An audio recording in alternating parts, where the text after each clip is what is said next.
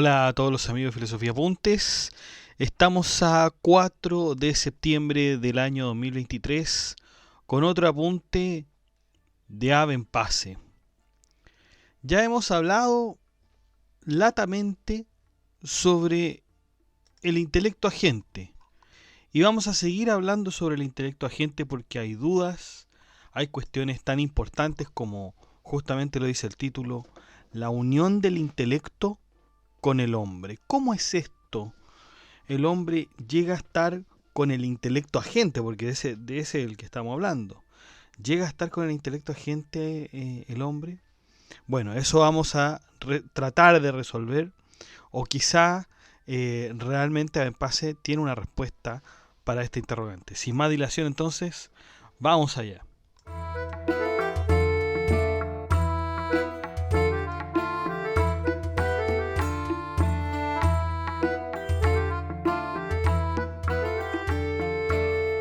Bueno, comenzamos entonces esta obra. Bueno, Tratado de la Unión del Intelecto con el Hombre. Bueno, de las formas en que se dice uno. Abenpase comienza diciendo que explicará lo que es este tipo de conocimiento al que no todos tienen acceso. En primer lugar, parte su discurso citando a Aristóteles. El ser se dice de muchas maneras. Si bien en el texto de la metafísica se señala el ser, Abenpase nos dice que el uno se dice de muchas maneras. Es decir, cambia la frase de Aristóteles diciendo, es el uno el que se dice de muchas maneras. El uno puede ser predicado universalmente en especie, en lo esencial, en lo accidental, en fin, en todo aquello que pueda predicarse. De ahí que podamos decir que el caballo es único en especie y todos los del reino vegetal son, según el género, son uno. Fíjense que cuando... A ver, tenemos que recordar un poco, ¿no? Cuando Aristóteles decía que el ser se decía de muchas maneras, quiere decir que, claro, del ser se puede predicar muchísimas cosas. Esto es lo contrario, por ejemplo, a lo que podría haber dicho Platón. Platón decía que, o sea, no lo decía en estas palabras, ¿no? Que el ser se dice de una manera. Pero obviamente, cuando nosotros hablamos de lo inteligible en Platón, de estos conceptos como el bien, la justicia, la belleza, son conceptos unívocos. Nadie se puede equivocar en esos conceptos. Es por eso que en un capítulo Sócrates va a preguntar a un político, me parece, qué es la justicia. Y el político le dice, mira, hay varias especies de justicia. Está la justicia de este tipo, de tal otro. Y Sócrates le dice, mira, yo preguntándote qué es la justicia y tú me hablas que hay mucha justicia.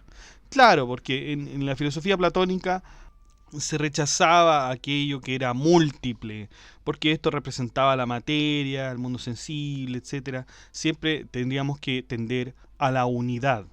En cambio, Aristóteles nos dice todo lo contrario, nos dice, no, el ser se dice de muchas maneras. Por eso que Aristóteles sí hablaba de que habían tipos de justicia. Ya nosotros hemos visto la justicia distributiva, la justicia correctiva, la justicia legal, etcétera. Entonces, Abenpase está en esta misma línea de Aristóteles, pero con respecto al uno, ¿ya? Y nos dice, claro, el uno se puede decir de muchas maneras, ¿ya?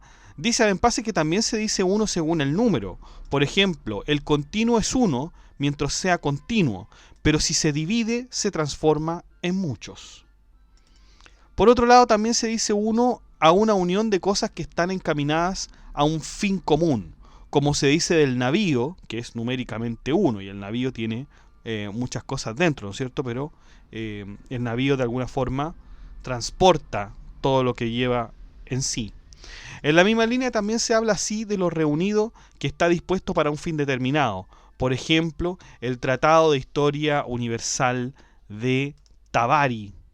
Claro, esta historia universal era una especie de gran obra, gran compendio, un intento de historia universal creada por Al-Tabari, que fue un historiador persa. De hecho, se dice que esa obra que hizo él fue la primera historia universal escrita, ¿no? Bastante interesante. Entonces, de ahí también podemos decir el uno. Y así también son uno los inteligibles que abarcan otros inteligibles, ¿ya?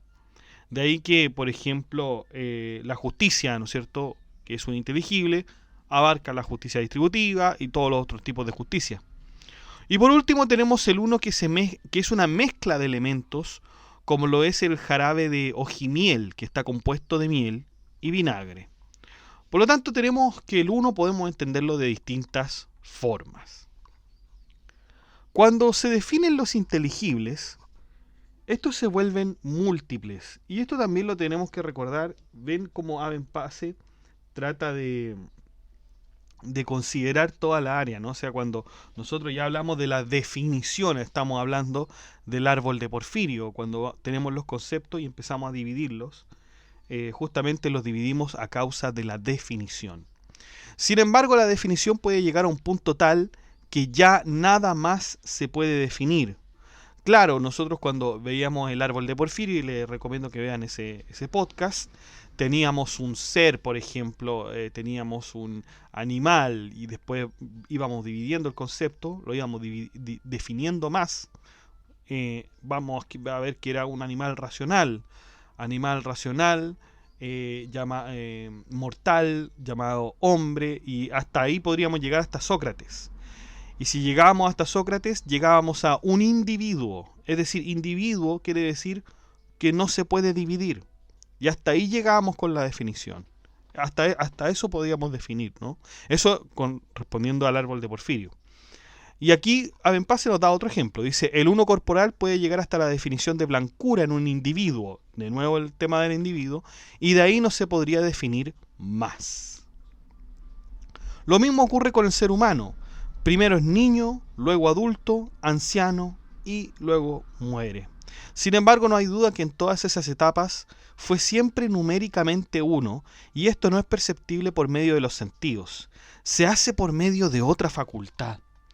Si el hombre fuese mutilado y solo le quedaran los órganos y partes vitales del cuerpo, seguiría siendo uno. Si se le reemplazaran todos esos elementos, aún seguiría siendo uno. ¿Qué son estas cosas que hacen que el hombre siga siendo numéricamente uno? Por un lado, hay un primer motor del hombre que nunca podrá dejar de ser uno. Y al mismo tiempo, el primer motor del hombre mueve por medio de dos cosas: cuerpo y espíritu. Los órganos del cuerpo son artificiales y naturales. Los instrumentos naturales que tienen límites se llaman miembros, y estos son las manos, los pies, el pulmón, etc. Los miembros, como la bilis, no tienen nombres, sino que al conjunto de estos se les llama cuerpo. Los naturales preceden a los artificiales, y entre los naturales unos preceden a otros y otros son posteriores. Por ejemplo, los nervios preceden a los músculos. Sin embargo, el que es anterior a todos los demás, es decir, estamos hablando de los órganos naturales, estamos hablando del primer motor del hombre, lo que precede a todo aquello, de los nervios, los huesos, pulmones, etc. Fíjense lo que dice Abenpase: es el calor. Es el calor. Esta idea es bastante antigua.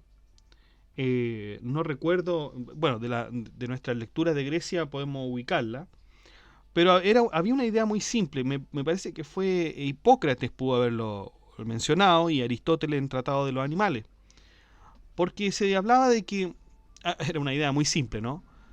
Las cosas que están vivas tienen calor, y las cosas que están frías no tienen vida. Esa era una idea muy básica, correspondiendo a los seres, ¿no? A determinar si un ser está vivo o no está vivo. Bueno, Abenpase dice que el calor natural está en todos los seres que tienen sangre, pero también en aquellos que no la tienen, como las conchas y otros parecidos. O sea, y claro, uno dice, pero la concha es un exoesqueleto, pero bueno, ese esqueleto lo forman animales que viven en el mar, pequeños animales, y lo van formando. Entonces hay una especie de calor, ¿no? Se crean a partir del calor. Y al calor, dice Abenpase, se le llama espíritu natural por ser el primer motor. Aquí dice ya Abenpase nuevamente, porque en otros tratados habíamos visto que el alma era el primer motor, y ahora fíjense, quizás ahora nos dice que entre todos los objetos naturales que puede tener el hombre, el calor es el primer motor. ¿Mm? El hombre es parecido a las plantas, pues cuando está en el vientre materno es como una planta. Se encuentra aún bajo tierra. Claro, y esta analogía nosotros la veíamos en la Carta del Adiós y también el Tratado sobre el Intelecto Agente del mismo Abenpase. Nosotros habíamos visto que la planta depende de la tierra, ¿no? Depende de otro cuerpo distinto a él. Necesita la tierra para nacer y para florecer, etcétera, y para crecer. El ser humano, de alguna manera, también necesita otro cuerpo que no es el suyo, en este caso, la madre. La madre sería la tierra y ahí el hombre va naciendo. Es una especie de analogía muy interesante. Luego sale del vientre y comienza a desarrollarse tal como un animal. Desarrolla los sentidos. Primero desarrolla los sentidos y luego va desarrollando el intelecto. Y ahí está la diferencia con la planta, que la planta no desarrolla, de acuerdo con Abenpase, no desarrolla sentidos, pero tampoco desarrolla intelecto. Y esa es la diferencia entre el ser humano y la planta. Cuando el hombre está en el vientre materno es un animal en potencia. Cuando sale es un animal, pero no un hombre como tal, pues el niño es considerado irracional. Entonces el niño no tiene razón, es considerado irracional, casi como un animal cualquiera, ¿no? Y luego de esa etapa el hombre adquiere los universales. Los universales, ya empieza a entender los inteligibles y comienza a ser adulto.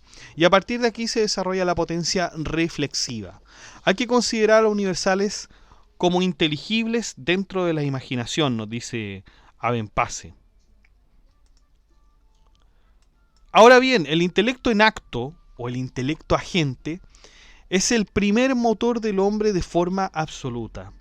La potencia racional del hombre es su receptora. Por lo tanto, nos dice Abenpase, hay un intelecto agente, hay un intelecto en acto. Y el hombre recepciona este intelecto agente con su propio intelecto, que el intelecto del hombre, recordemos, es el intelecto material. Por lo tanto, hay un intelecto agente y hay un intelecto material que es del hombre. El intelecto agente está por fuera del hombre.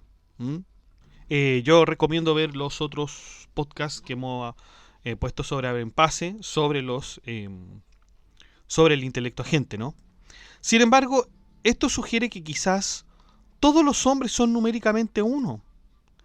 ¿Será esto posible, que los hombres sean numéricamente uno?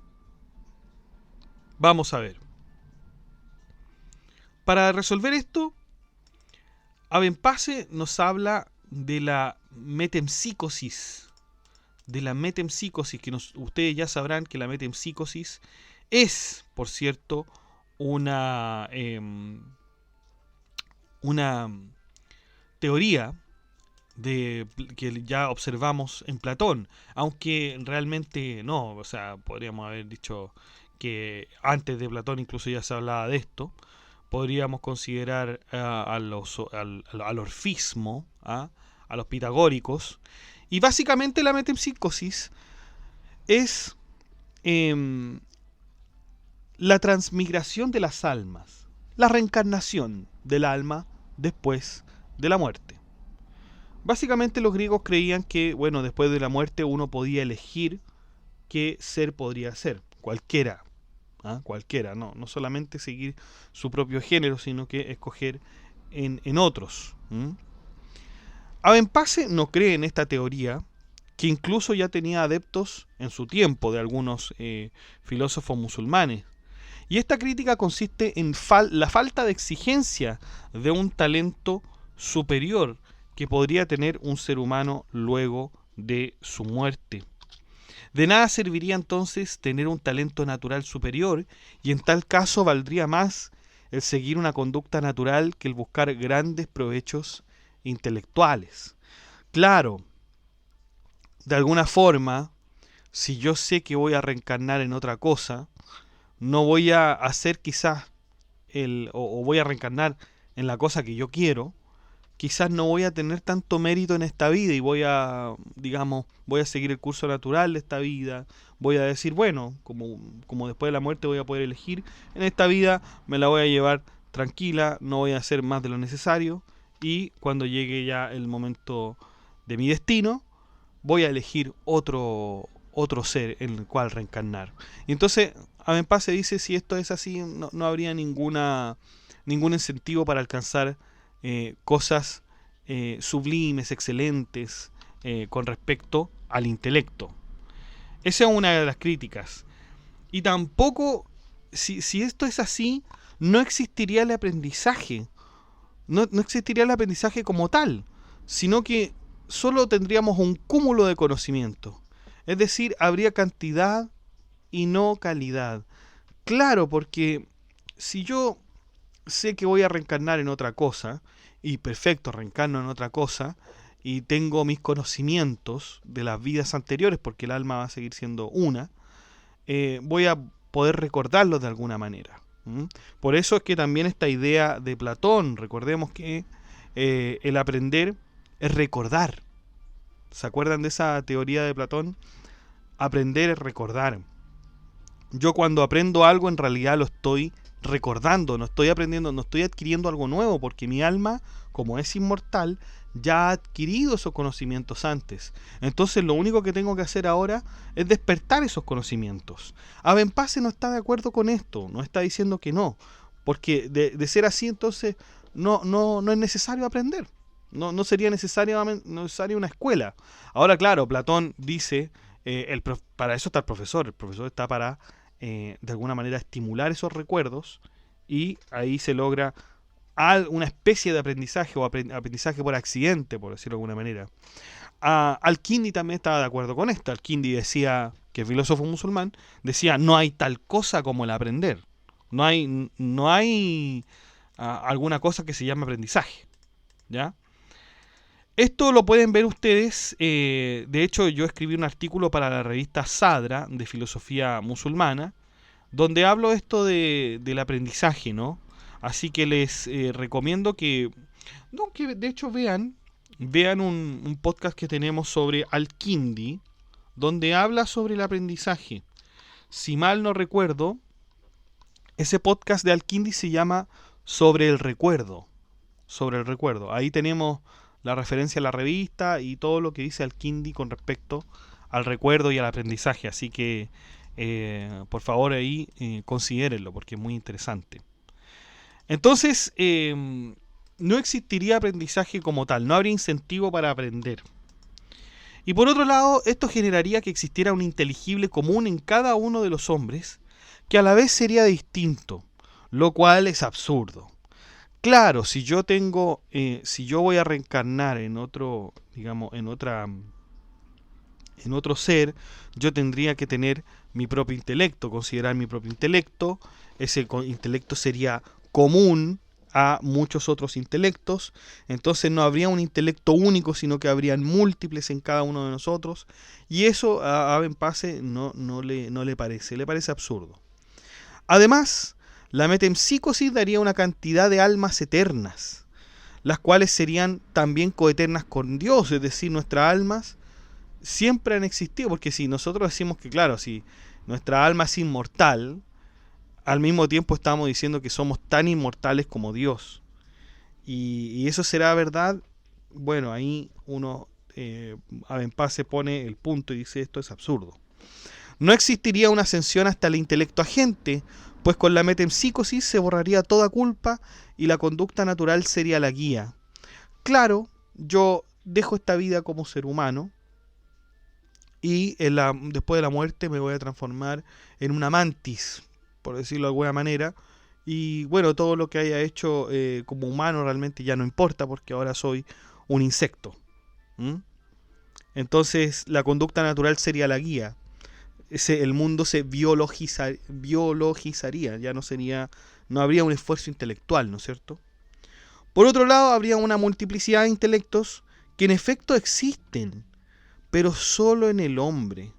Y de ahí que el vulgo se quede en este tipo de intelecto sin ascender. Y fíjense que aquí termina la crítica a la metempsicosis y nos empieza a hablar en base a algo eh, muy original. Empieza a hablar sobre los tipos de hombres. Bueno, quizás no es tan original, porque los tipos de hombres nosotros ya lo hemos visto desde Platón, pero lo hace a través del intelecto. Claro, dice Abenpase que debe existir un intelecto que es numéricamente uno y que vuelve sobre sí mismo. Y cuando los hombres llegan a conocer o llegan a estar en este estado del intelecto, se vuelven unos y ya no pueden regresar a las etapas anteriores. Es muy, muy interesante esto. Entonces existen 3 grados de hombres, fíjense. Uno que tiene el conocimiento natural. El hombre que tiene el conocimiento natural está unido solo al inteligible material, es decir, al intelecto material. O sea, aquellos hombres que se dedican al conocimiento natural solamente tienen como límite su intelecto material. Acuérdense, está el intelecto agente, que es, se supone, el intelecto que debió haber creado este mundo, debió haber creado todo este universo, porque el hombre no tiene la capacidad de crear planetas, no tiene la capacidad de hacer un universo. Entonces, lógicamente, debió haber existido antes algo del hombre, un intelecto anterior al hombre, ¿no es cierto? Entonces, el conocimiento natural solo se enfoca en el intelecto material del hombre, ¿no? En lo que puede hacer el hombre. Luego comenzamos a tener otro tipo de hombre que tiene el conocimiento intuitivo especulativo, que es cuando se comprende, cuando el hombre empieza a comprender que existe en un objeto un nivel inteligible y otro material. Y se ve el inteligible, o sea, este tipo de hombre ve el inteligible, pero a través de los intermediarios, es decir, a través de la materia. Conoce el inteligible, pero lo empieza a conocer a través de la materia. Conoce lo que es la justicia, pero a través de la materia, es decir, observa una situación que a él le parece injusta, por ejemplo. Entonces, claro, lo observa, ¿no es cierto?, con la vista, obviamente, incluso lo puede verbalizar, pero sabe que lo que está ocurriendo en una situación injusta, sabe lo que está ocurriendo, y eso es a partir de un inteligible, ¿no? Estos hombres tienen el conocimiento intuitivo especulativo, están ahí. Y finalmente estamos con los tipos de hombres que tienen el conocimiento del intelecto agente. Es decir, se observa la cosa en sí misma. Y ahí, en ese nivel, están los hombres felices. Todos los otros hombres se supone que no lo son. Bueno, el de conocimiento intuitivo especulativo un poco más que el de conocimiento natural. Estos son los 3 tipos de hombres. Pero fíjense lo que empieza a hacer ahora a Benpase. Comienza a describir la alegoría de la caverna de Platón y empieza a explicar todo esto del conocimiento natural, intuitivo especulativo y el intelecto agente por medio de la caverna de Platón. Entonces nos empieza a hablar, igual como Platón, que hay un hombre que está en la caverna viendo imágenes, viendo sombras en la pared, y este es un conocimiento natural. Y claro, el hombre que está viendo los objetos matemáticos a partir del reflejo de las aguas antes de salir de la caverna, tiene un conocimiento intuitivo especulativo. Y finalmente el hombre que sale de la caverna y puede contemplar, digamos, toda la realidad es el hombre que está con el intelecto agente. Entonces, en el detalle de la ascensión de los hombres hacia la luz, existen algunos que voluntariamente quieren ir hacia la luz, y otros, fíjense que habla Benpase de unos afortunados, los cuales están entre la salida de la caverna, que son iluminados, pero no salen completamente de ella, pero son iluminados, les llega a la caverna un rayito de sol y empiezan a comprender que las cosas no son como lo muestra el fin de la caverna, ¿no? Es muy curioso que a Benpase se fijan como une los elementos. O sea, primero hablamos de que el ser se dice de muchas maneras. Y ahora estamos hablando de la caverna de Platón. Es sencillamente genial, genial esta salida. Discúlpenme la palabra. Y bueno, entonces, todos los hombres anteriores a este hombre que descubre el intelecto agente, siempre tienen algo de materia en ellos. Pero también existen aquellos que están fuera de la caverna y contemplando el mismo sol, que son los que ven el intelecto agente, y ellos no tienen ninguna semejanza con los que lo preceden.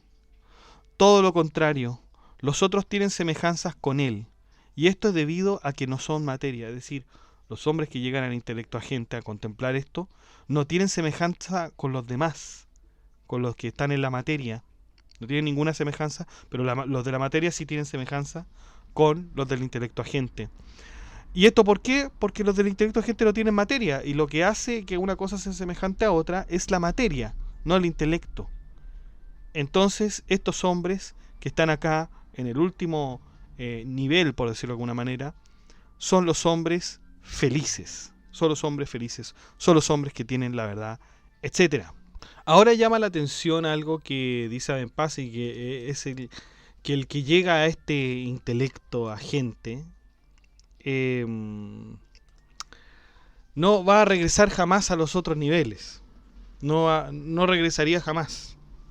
No tiene nada que ver con ellos. Y en algún modo nosotros podríamos decir, bien, claro, el que llega a la verdad, ¿cómo uno va a deshacer eso? ¿Cómo va uno de alguna manera a deshacer cuando uno ya conoce la verdad? La conoce, ya no hay nada que hacer, digamos.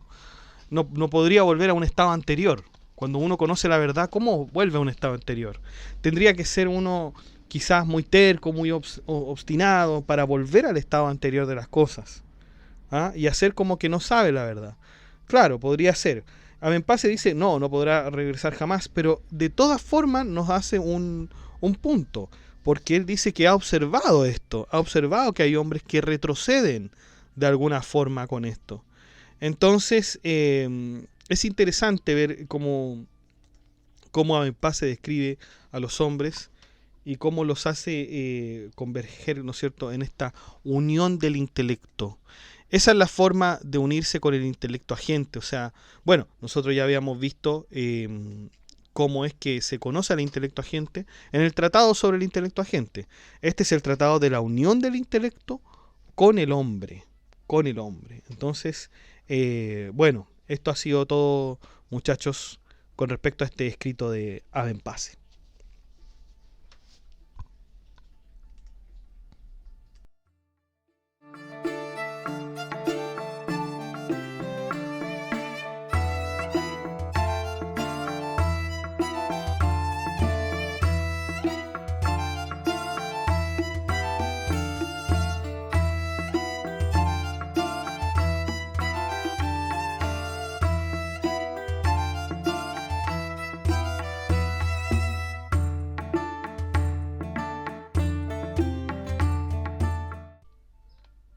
Bueno, chicos, y eso ha sido todo. Muchas gracias por escuchar este podcast.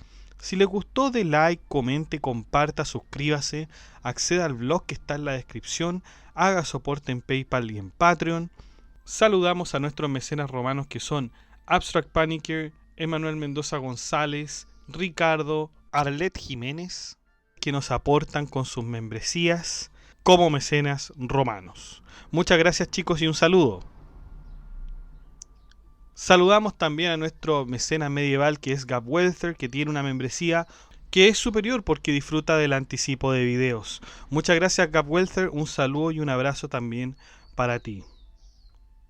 Y usted también puede ser mecenas en Filosofía Apuntes inscribiéndose en las membresías que aparecen en el botón unirse que están debajo de cada video. Usted hace clic en el botón unirse y hay 4 membresías con distintos precios. Si hay algún precio que no le acomode, entonces de todas maneras usted puede colaborar con nuestro canal haciendo clic en el botón gracias, y ahí usted pone la suma que usted considere más cómoda para colaborar con este proyecto educativo que es Filosofía Apuntes. Muchas gracias, que estén bien, cuídense, chao.